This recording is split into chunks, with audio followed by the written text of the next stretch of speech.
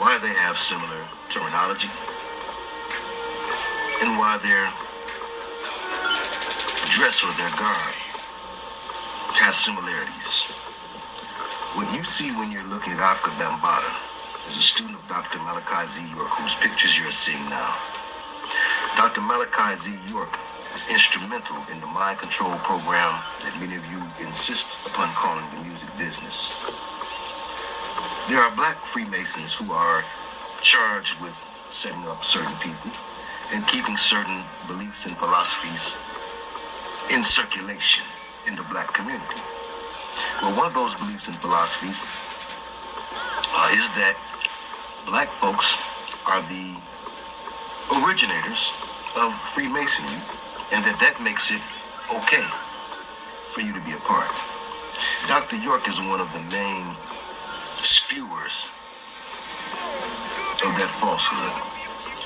The young pictures of Dr. York that they use for the pictures of Jesus in his own books help to show you exactly where he's coming from, not to mention the various styles of garb and different changes that they've gone through, as well as the Masonic poses. But his time in the music business is most telling, and that's what we're going to be dwelling on here. How it all connects to Afrika Bambaataa, to Erykah Badu. But most importantly, this mothership deception that a lot of you are being pulled into, especially in the era of Black Lives Matters, which is going to be the agent or the catalyst used to be the serpent and rainbow connection to take everybody in a new direction with a new type of booty that can be easily pushed upon a people who feel downtrodden and oppressed. And then you have these Masonic leaders put out front to tell you that part of the reason that you've been so oppressed is because you've been holding on to this white man's religion or this false religion. And they will point you to people like Dr. York, who will play off of your pride and slowly lead you inside of a mothership that's going to be on some other ship. Believe me. And you will understand after you watch this video the connections between Egyptian African theology, astrotheology, masonry, and witchcraft. They turn on their own. Dr. York ended up getting 135 years. He went down on 72 counts dealing with children in ways that he should not. Okay, there's controversy. Some of the allegations went deeper than what he actually got charged for. Erykah Badu did the tribute for the VH1 Hip Hop Honors for Afrika Bambaataa. And you can connect all of these folks, George Clinton, Afrika Bambaataa, Erykah Badu, to Dr. Malachi Z. York, who was out teaching and putting out the philosophies of really a black Crowley, okay, with black supremacy tied in, heritage. You put the word heritage on black folks' hair products or anything, okay, on a can of greens, you put heritage on it. And that's supposed to appeal to the lost heritage.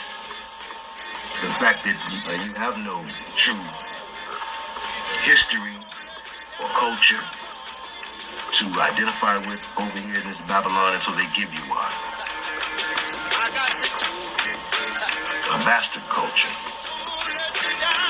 A blend of many of the different beliefs from ancient Babylon, Sumeria, Egypt.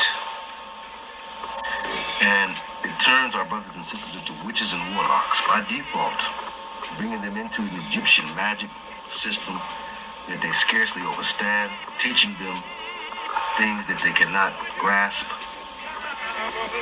having lived so long in this land, and things that will inadvertently turn them not just from the God of their forefathers and their ancestors, their grandmothers and their grandfathers, but to turn them all the way back to where the Psalms 2 and 2, first kings of the earth, first got deceived and went astray. And that's the way of the black boule.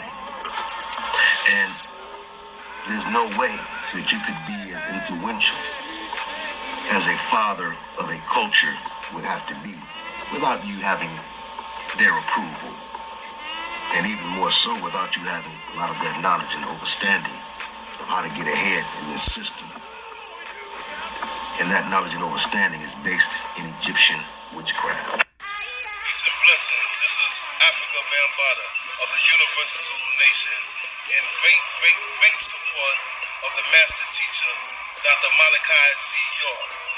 We are here to talk about our brother who needs to be freed from jail, that everybody needs to get the facts right, to get out there and seek the truth, the factology to what happened in this case, to bring it before the public, to bring it before the people, to get a right overstanding on the case of Dr. Malachi Z. York.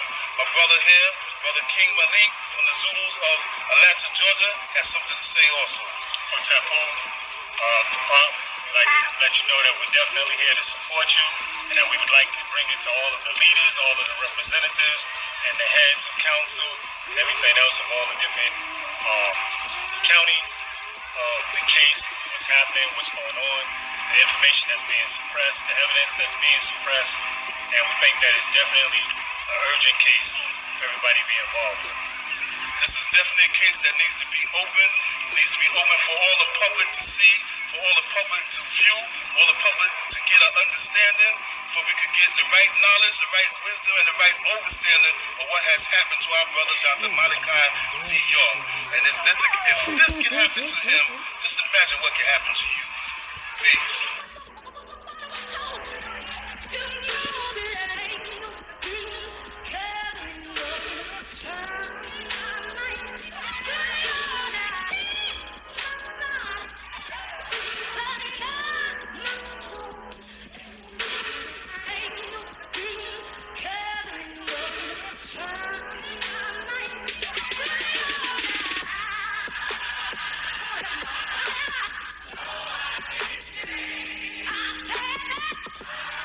Let's get these facts straight. First of all, you have Kwame Kilpatrick, Mason. You have Michael Jackson's got Dr. Conrad, another Mason. You have Bill Cosby, certainly. Boss Boulay, another Mason. You wonder how they get busted. Same thing here. Afrika Bambaataa, another Mason, getting busted. Dr. York, another Mason. Well, you know, Afrika Bambaataa's thing is just at the accusation level right now. And we're going to see what's going to end up happening.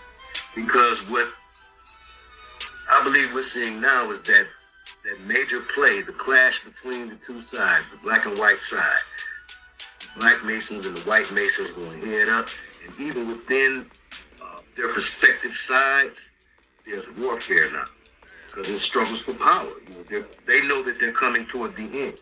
Jesus Christ is coming back soon, and they also understand that you know, there's only going to be room for so many bosses, and so under bosses are getting cut out right now. Nothing right. So let's read this article here, and don't be surprised, okay? Because somebody is a made man if they still go down. The double cross is strong in Masonry. The double cross is what they call it when one brother basically has to set up another, or when the brothers get together and set up one particular brother in order to move the goal of the brotherhood forward. They'll sacrifice a member. Just like they'll ask members to sacrifice their own family. They will sacrifice one another. Now let's read. And this is interesting. It could be something set up, but that does not mean that it's not true. You understand what I'm saying? Okay. Ronald Savage. Interesting last name. Could it be that this is an operative or some CIA paid agent? Someone from Afrika Bambaataa's past who perhaps they had planted there in order for this to come out later. But certainly Afrika Bambaataa was into the sex rituals and the sex magic rituals. Blood sex magic rituals, that is. Just like all of the rest of it. How could he not have been? But let's look at it. And a student of one of the highest black masons in this New Babylon, Dr. York. And we know Dr. York was nothing but Crowley urban style. Now let's see. That's a screenshot of Ronald Savage. Ronald Savage says he was only 15 years old when the founder of hip-hop, and we know that's not accurate, but this is, of course, how the media is going to kind of summarize everything. They don't want to hear all about whip or the Cedric Ave movement. They ain't trying to get their hip-hop head research on. They want to know the basics. But a person would say the blanket title that they would throw over Afrika Bambaataa would be a father or forefather of hip-hop. Okay. All right. But anyway, Ronald Savage says he was only 15 years old when the founder of hip-hop, Afrika Bambaataa, first sexually assaulted him. In an interview with the New York Daily News, Savage, a now 50-year-old New York political activist, tearfully recalled the incidents he alleged and spoke publicly about how he wants to change the statute of limitation laws to help survivors of sexual assault get justice. Didn't edit this very well. I want him to know how much he damaged me growing up, said Savage. I was just a child. Why did he take my innocence away? Why did he do this to me? Savage told the paper that he didn't go to the police at the time because he was embarrassed and ashamed. Well, certainly. He said there were at least 5 incidents during which he said he felt hypnotized as they occurred. Did you hear me? Savage said that there were at least 5 incidents. Now, this is a young boy who was around a wizard. Like George Clinton was a wizard. You remember what John Todd said he was told by one of the members of Crosby, Stills, and Nash? It was Crosby. He said he had bumped into him somewhere, and he told John Todd. John Todd asked him, how's everything in the music business now? Supposedly after he left. And supposedly Crosby says to him, it's pretty much the same, except, now we all have to be officially witches in order to produce music. You have to understand the spell to be a good producer and to produce a record well. So they wanted people to really embrace hypnotic techniques and different things of that nature. That's sometimes how they can get folks lured into that. They tell you these are things you can do to help your sales. These are things you can do to help your audience get more engaged and more into you. These are things you can do to hook the masses. Savage told the paper that he didn't go to police at the time because he was embarrassed and ashamed. He said there were at least 5 incidents during which he said he felt hypnotized as they occurred. At the time, Bambaataa was 23 years old and Savage was part of Bambaataa's Zulu Nation. Vivian Kimi Tozaki, Bambaataa's attorney, denied the allegations. Soon, defamatory statements were published seeking to harm my client's reputation so as to lower him in the estimation of the community while deterring others from associating with or dealing with him.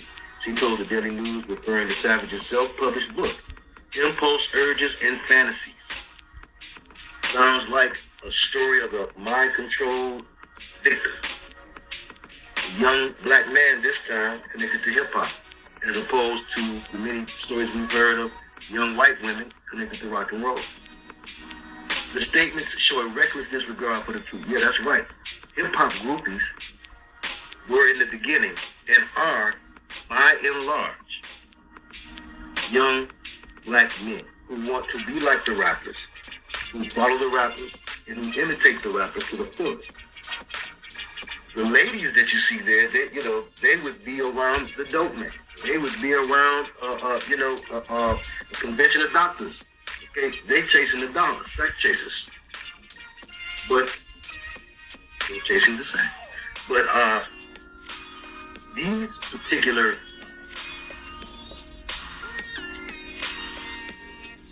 groupies that you find in hip hop, and you know, Ice Cube spoke on them on "Get Off My" and Tell You to Come Here. Okay, on his I think that was on the Jacket of Beats. Either that or it was on America's Most. I forget. But anyway, you know, this is a well-known thing. Okay, you go to a rap concert, you know, a lot of times, a lot of ladies won't go, depending on who it is. Okay, but it's the fellas gonna show. So hip hop was a music that had a spell that was aimed at and geared toward young black men. Okay, so Savage has self-published a book called Impulse, Urges, and Fantasies, we're told. The statements show a reckless disregard for the truth, were published without knowledge of their falsity, and are being made by a lesser-known person seeking publicity. Savage told the newspaper his life goal is to now change the statute of limitations regarding sexual assault allegations, and he said he hopes that by finally speaking out, he'll give others the courage to do so as well. I promised myself before I die, I'm going to let the world know what happened to me, he told the news.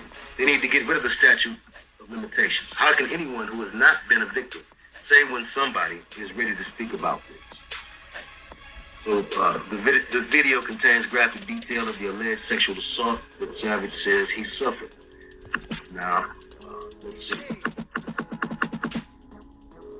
Likely more evil.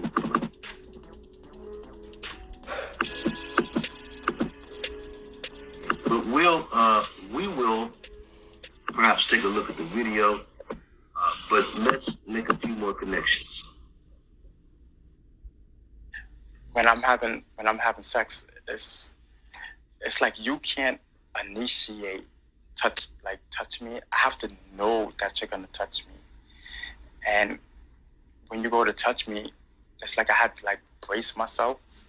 This is during a sexual encounter. I would have to brace myself just for you to touch me.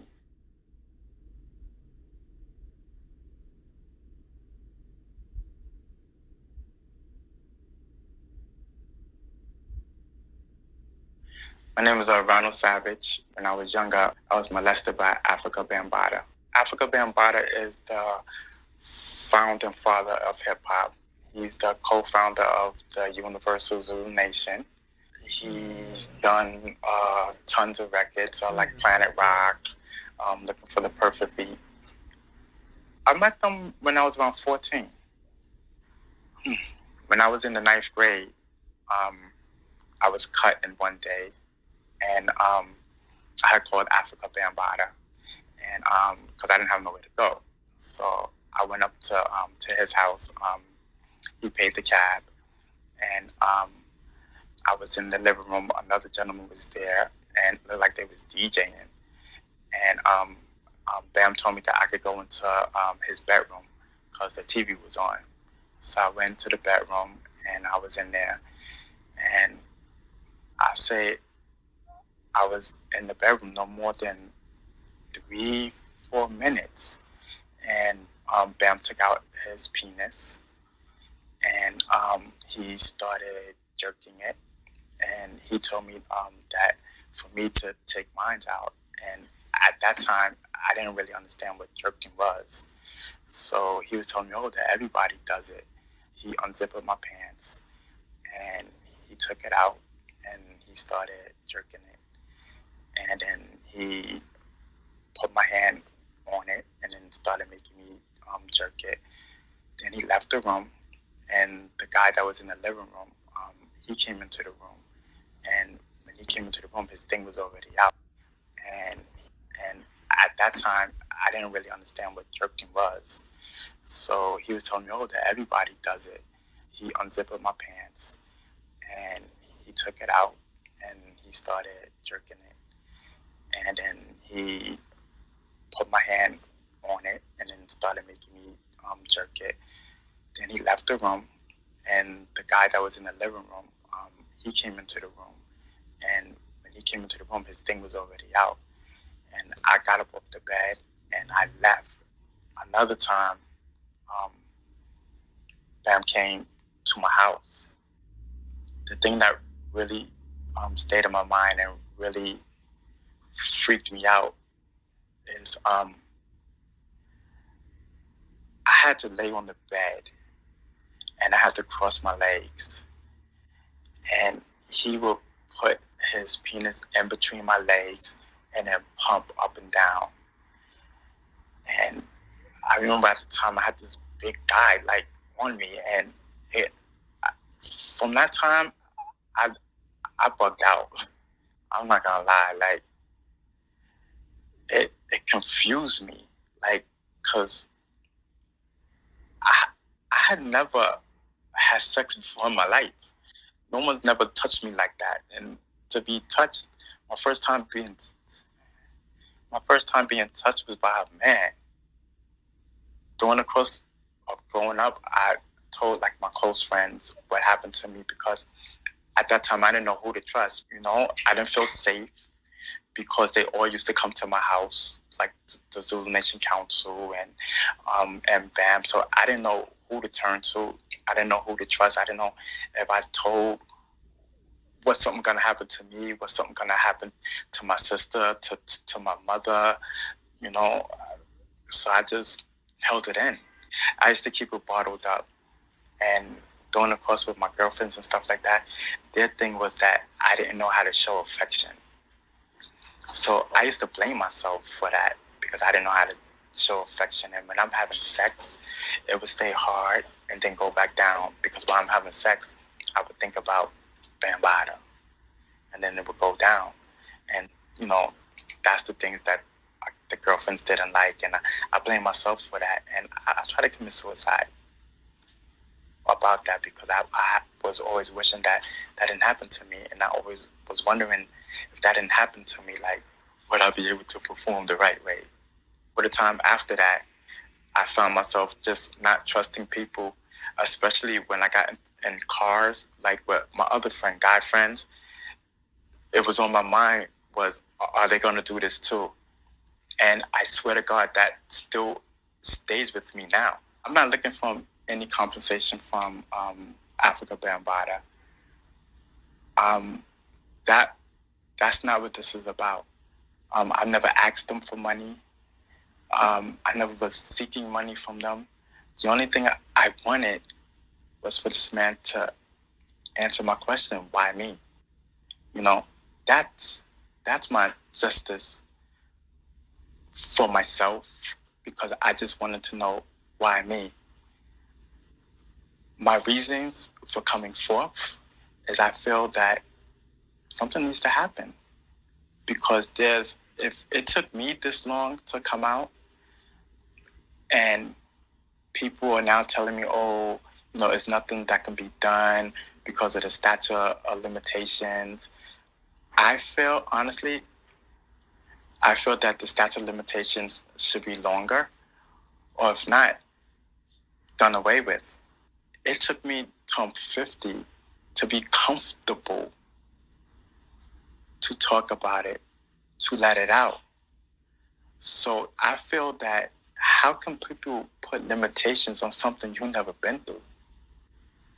You know, you can't, you haven't experienced the pain, the suffering that I went through since a young teen up until now.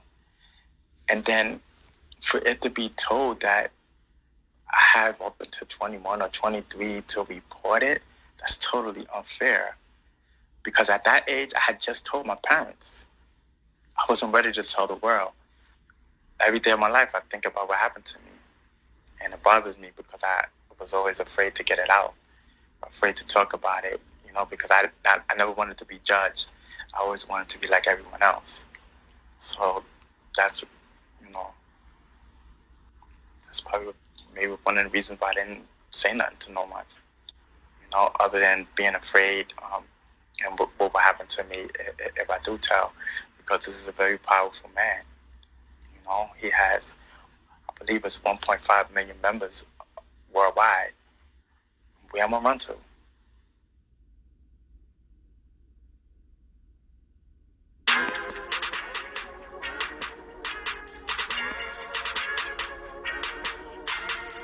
so enthused about Planet Rock, looking for the perfect beat, renegades, that you totally overlooked the fact that Afrika Bambaataa played his role in setting up the alien deception among the people that might be least likely to buy it. And he did it through a very stylized manner. So let's look at that. Now, this is from the 2014 movie I put up called Blackness. Some of you had a chance to see it before it was snatched down. And in that video, we broke some things down. We're just going to look exactly at how they were broke down and maybe add a little taste to it as needed. So here we just showed how E.T. was a foreshadowing of the alien deception to come, a way to endear the concept of aliens to people who would normally and naturally be suspicious of such by making them seem like good guys in the media, something we saw in recent years with the movie Paul, but most notably with the iconic 80s film E.T. by Steven Spielberg, Zionist and government operative in Hollywood. So we talked about how they, the demons, disguising themselves as aliens, will be revealed in this age, the new age, as